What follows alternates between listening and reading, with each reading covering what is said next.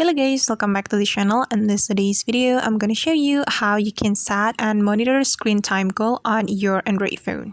Alright guys, let's get into it. First of all, go to your settings application on your Android phone.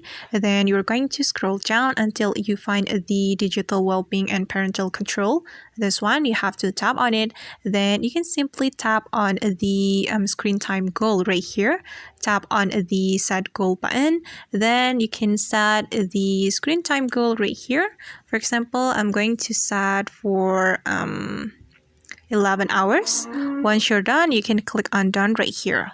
And if you want to monitor your screen time goal, you can simply click on the screen time goal right here. Okay, and you can check your screen time goal, whether you're still in control or over the goal. And today I'm still in control, as you can see. And alright guys, that's how we can set and monitor screen time goal on Android phone. I hope this tutorial will be helpful for you. Thank you so much for watching and see you on the next video.